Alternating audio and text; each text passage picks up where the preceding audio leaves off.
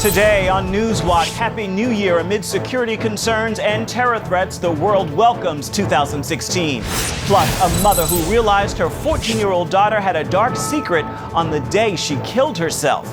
And China's Christians used to dream of the day when God's Spirit moved upon their nation.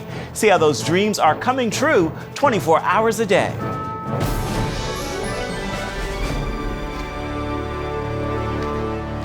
Thanks so much for joining us for CBN NewsWatch. I'm Ephraim Graham. Millions around the U.S. and around the world welcomed the new year with high hopes. Crowds packed New York's Times Square for the annual New Year celebration. Optimistic revelers defied jitters over terror attacks and tighter than ever security. Charlene Aaron has the story. From Sydney Harbor to Moscow, 2016 came in with a bang. In New York, more than 1 million people rang in the new year at Times Square. The crowds were protected by an unprecedented number of police officers, some in civilian clothes, many heavily armed, as well as rigid security screenings. As the clock struck midnight, cheers erupted as fireworks shot into the sky without incident. With police on heightened alert in Times Square and elsewhere around the nation, the FBI announced a terror arrest. In Rochester, New York, this man allegedly planned to kill innocent civilians on New Year's Eve in the name of ISIS. Threats of terror have been reported in other parts of the world as well. In Dubai, a massive hotel fire is being investigated. The hotel went up in flames 3 hours before fireworks were set to begin. And in Munich, Germany, police evacuated 2 train stations during New Year's Eve celebrations because of a potential ISIS threat. In Paris and Brussels, no fireworks on display because of threats of terror there. Back in the U.S., some 700,000 people are expected to attend the annual Rose Parade today, and Pasadena police are out in full force.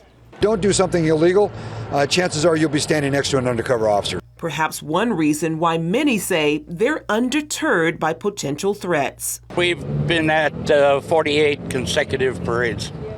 Really fun. We enjoy it every year. It's always something new and refreshing and beautiful. Charlene Aaron, CBN News. Record flooding continues to grow worse in the Midwest. Hundreds of highways and roads are underwater in Missouri as the Mississippi River reaches seldom seen levels. Residents scramble to sandbag homes in hopes they'll be spared. Local meteorologists say the Mississippi, which is normally 5 feet, has risen 42 feet, the amount of water you see flowing over Niagara Falls. All the rivers that feed this area, the Illinois River, the Upper Mississippi, and the Missouri, are all coming to with their flood crest right here today. And so that's what's made this flood so large. The U.S. Geological Survey is monitoring the rise of the Mississippi River. The flooding is responsible for the deaths of at least 22 people. A Regent University Dean is giving thanks to God for sparing 22 members of his family from a deadly tornado that hit Texas last weekend.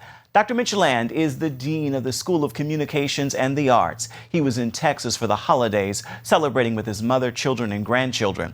While he was at the airport to pick up family members, the tornado hit their home in Rowlett. He told CBN News what happened. They all got inside this hallway that was about a 4 by 9, maybe 4 by 15. So all 22 of them crammed into that space that was actually between the kitchen and the garage, and they crammed in there, and my son-in-law hovered over my 82-year-old his grandmother, and tried to shelter one of his children, one of his 6 children there, and they just, the doors were trying to fly open from that led to the garage.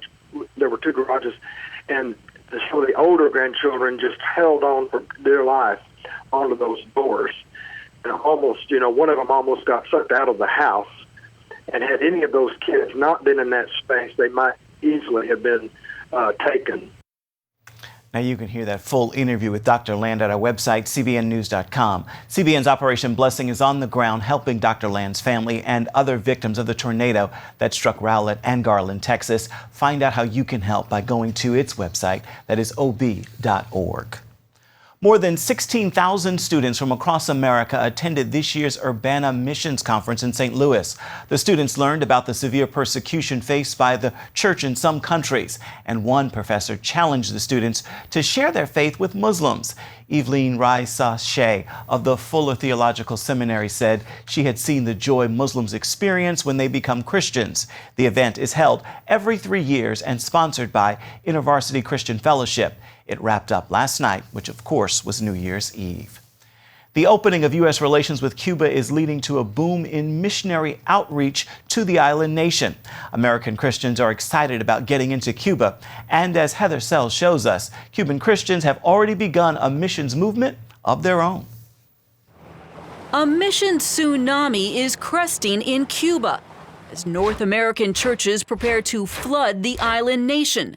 They're spurred on by improved relations and travel that's gotten easier. Any leader who's excited, who's trying to find where to be involved in the world or how to take his church to an exciting piece of Christianity, they think of Cuba. Southern Baptist leader Jason Carlisle says interest took off last year when President Obama moved to improve relations with Cuba.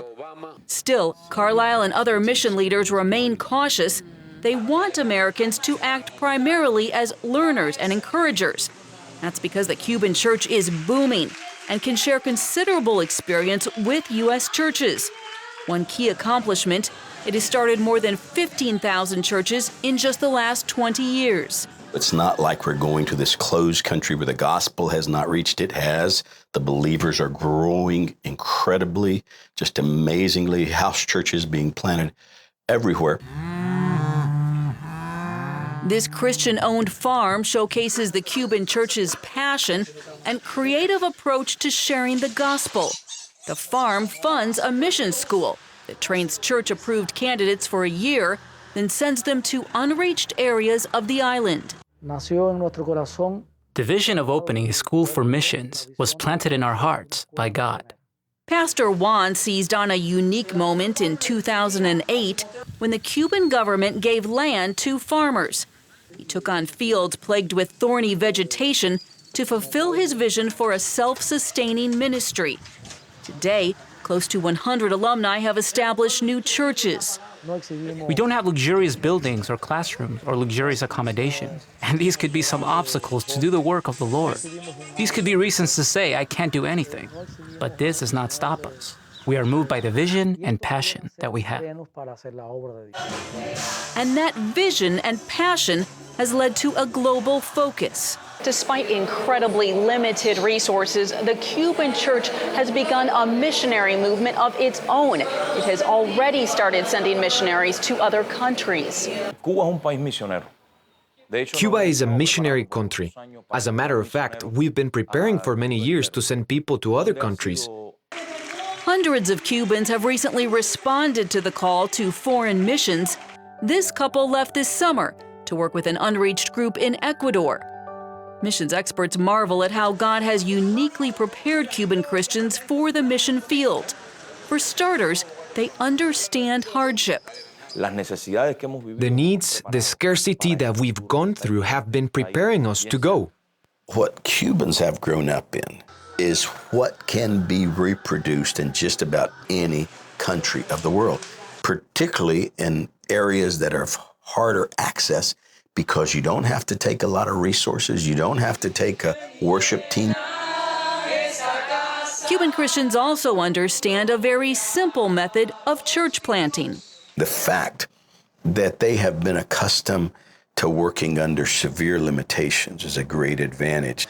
You take the living Word of God and you teach it to people, you share the gospel, they become disciples, you disciple them, and you begin to start house churches. Southern Baptists have even brought other Latin American missions teams into Cuba to observe the church planting movement.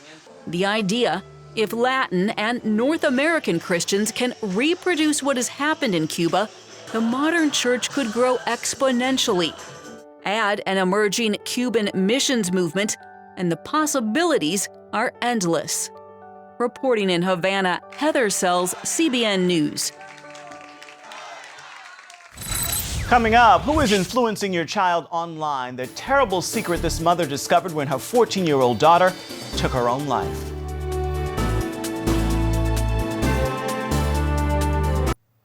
It is the third leading cause of death for young people ages 15 to 24, suicide. For one Alabama mother, the pain of suicide has become a reality after her 14-year-old became a statistic. She is now on a mission to warn parents about the influence of strangers in the lives of their children, particularly online. Charlene Aaron has a story from Pell City, Alabama. Jennifer Sellers surrounds herself with memories and pictures of her daughter, Sydney. She was beautiful, took after her dad. Their relationship appeared as close as any mother and daughter could be. We went and got hair together, we did nails together, we did Walmart together. Yet Sydney kept secrets. Those secrets would lead to tragedy on December 7th, 2014, when Sellers found her teenage daughter hanging from a belt in her bedroom. It was such a shock that I opened the door and I said, Sydney, that is not a funny practical joke. Only it was real. I immediately ran into the room, and so I didn't have the strength to pick her up. That's when I started screaming for my husband. He picked her up, I cut her down, we laid her down on the ground, and he immediately started CPR, and I called 911. Sellers, a child advocacy attorney, still struggles to understand why her daughter would commit such a drastic act, especially since she had shown no signs of depression or trouble. Even the morning of her death, Sydney gladly attended church with her family. Went to Mass. Really proud that day. That was her first day as an altar server. So we were just excited, She's in the robes and she's going to be up on the altar, and she did a great job. As word spread of Sydney's death, her family learned from friends that she had been bullied at school and had also been cutting herself. Yet nothing prepared them for an online conversation they discovered on Sydney's smartphone.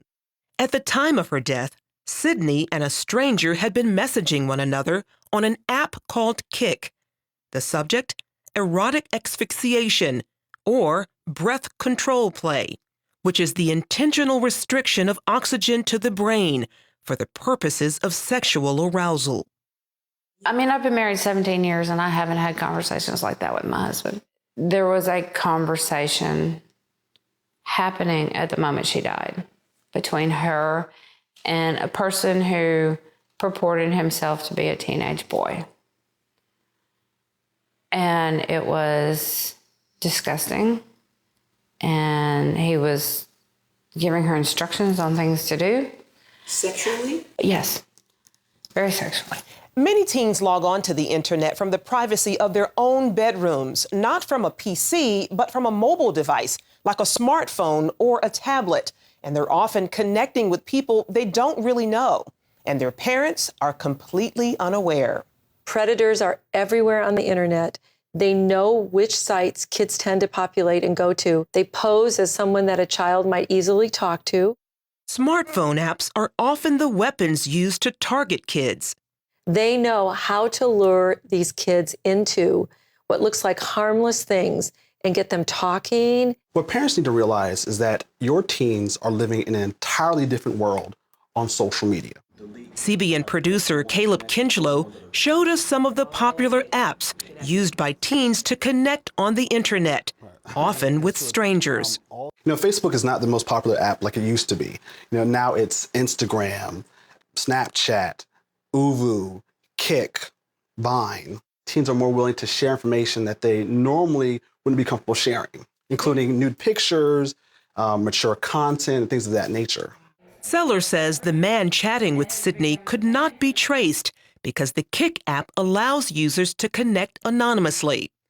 Today, this grieving mother spends time talking to troubled teenagers and encourages parents to keep up with their kids' lives, something she regrets not doing with her own child. I had gotten complacent. My husband had gotten complacent. She went to school, she came back, she did her work, she made great grades. We figured we were good there. Mental says parents need to monitor their kids' internet activity as much as possible. They need to be able to look at every device and say, is there a way to access the internet from that device? Because a lot of people don't think about like an Xbox, being able to get on the internet from there. So you need to think about what devices do we have in the house? How is the access set up? What are the settings? Sellers agrees. Most parents are fine if their kids run off on their tablets or their phones for an hour before they have to get in the shower and go to bed. They're not monitoring that.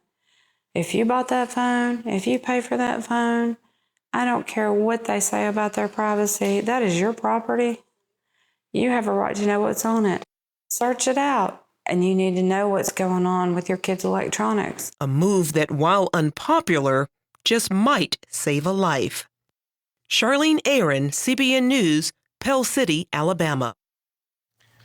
And you can learn more about this very serious problem and the steps parents can take to protect their children by going to our website. It's cbnnews.com. Up next, China is the world's largest communist nation, and soon it'll be the world's largest Christian nation as well.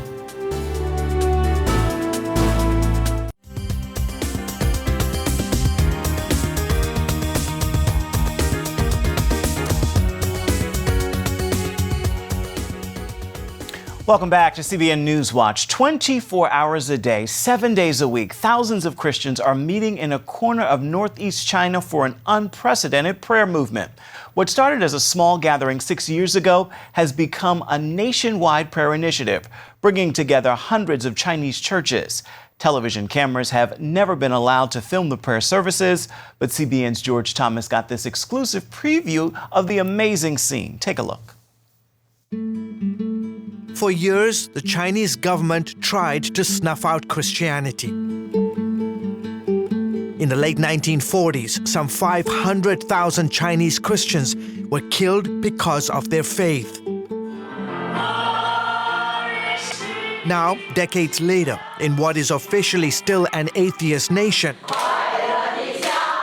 Christianity is now the fastest growing religion.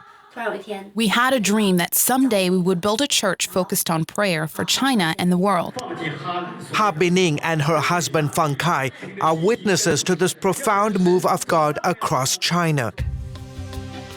In 2000, the Christian couple had a dream to turn this piece of land in a corner of northeast China into a place of prayer. My tears fell like the rain and I started praying. God gave us a vision to help bring churches across China together for non-stop prayer. 9 years later, with construction on the property almost complete, the couple sent out email and text messages to friends and pastors, inviting them for a prayer meeting. We didn't know who would show up or how many. I was praying that at least people from 7 churches would show up. To my absolute amazement, 70 churches joined us that day. This is home video of that first prayer meeting.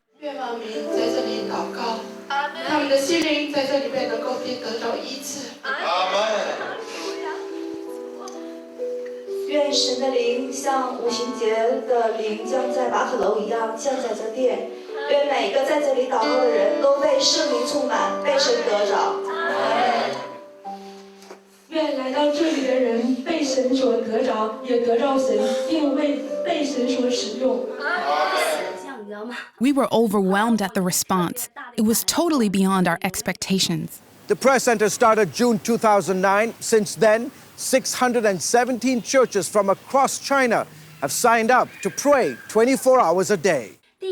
We have 3 main objectives.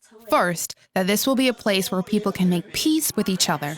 Second, that God will use this place for churches to repent and compromise with each other. And third, that this will be a place where people can make peace with God. Christians from more than 100 countries have also visited the prayer center. Every day we receive guests from around the world. It's so exciting to see people pray. These intercessors know God is doing something special in China. 主啊，中国的信徒不断的聚集。主啊，我们要做什么呢？我们要做什么呢？我们要建大房子吗？我们要聚集更多的人吗？主啊！ When the communists took power in the 1940s, there were roughly 4 million Christians in China. Today, well over 100 million are followers of Jesus Christ. And if current growth rates remain, experts say in less than 2 decades, China will become the world's most populous Christian nation. In return, Fang Kai says God will use China to be a blessing to the nations.